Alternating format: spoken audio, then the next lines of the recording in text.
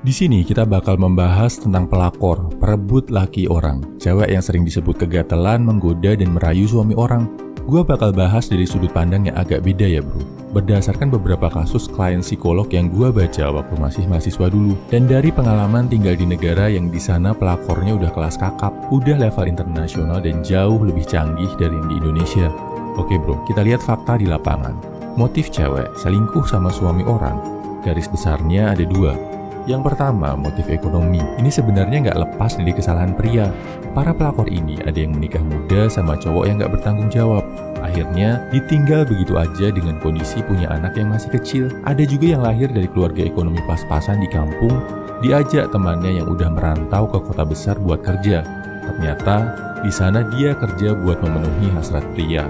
Yang lebih menyedihkan, ada yang terang-terangan dijual sama keluarganya, sama bapaknya, buat kerja di kota, kerja di tempat nggak bener karena alasan ekonomi.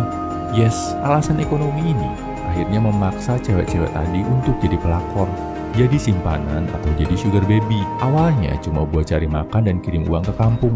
Lama-kelamaan, gaya hidupnya makin hedon, kebutuhan mewahnya makin harus dipenuhi. Makin ada tuntutan buat dia untuk jadi pelakor, cari suami orang yang bisa kasih uang bulanan yang banyak. Kalau perlu, nggak cuma satu bro. Kenapa harus suami orang, bukan cowok single aja?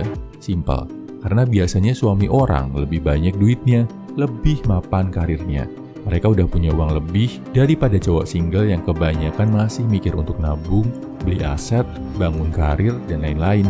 Sebagian besar pelakor tipe ini asalnya karena kerja di dunia malam. Tapi ada juga sebagian kecil dari kalangan mahasiswi, entertainer, model, dan dari berbagai profesi lain yang menjadikan pelakor sebagai salah satu sumber pemasukan finansial. Sekali lagi, karena tuntutan ekonomi, hutang, atau untuk mendanai kecanduan mereka yang mahal. Yang kedua, motif insecurity. Mereka merasa insecure sama diri mereka, merasa ada yang salah, ada yang kurang, nggak pede, ada trauma. Dan salah satu bentuk untuk menutupi rasa insecure itu adalah dengan aktivitas terlarang, berhubungan sama suami orang. Kenapa harus suami orang? Secara psikologis, sebagian besar cewek itu lebih suka sama yang dipunyai orang lain. Lihat sendiri kan, kalau ada tren fashion yang dipakai artis, misalkan baju atau gaya rambut, setelah jadi hit, pasti banyak cewek yang berlomba-lomba cari baju atau gaya rambut yang sama. Cowok yang dikejar banyak cewek yang udah punya pasangan, itu bagaikan trofi buat seorang wanita yang rasa insecure-nya tinggi, yang pengen dicintai, yang punya kenangan gelap di masa lalu. Kesannya, kalau berhasil merebut suami yang udah dicintai wanita lain, tingkat kepuasan dan pemenuhan kebutuhannya akan lebih tinggi buat dia. Kenapa cewek bisa jadi insecure sampai berubah jadi pelakor gini? Karena dia juga punya masa lalu yang kelam sama cowok yang gak bertanggung jawab. Mungkin trauma masa kecil ditinggal ayahnya, atau mungkin pengalaman dilecehkan, atau dipermainkan dan ditinggal cowok saat dia udah memberikan semuanya. Walaupun ini gak bisa jadi alasan untuk membenarkan dirinya sebagai pelakor. Tapi kita juga harus sadar, kalau sebagai cowok kita juga punya peran bro. Kesimpulannya, pelakor tercipta karena dua motif utama. Satu, motif ekonomi, perlu uang.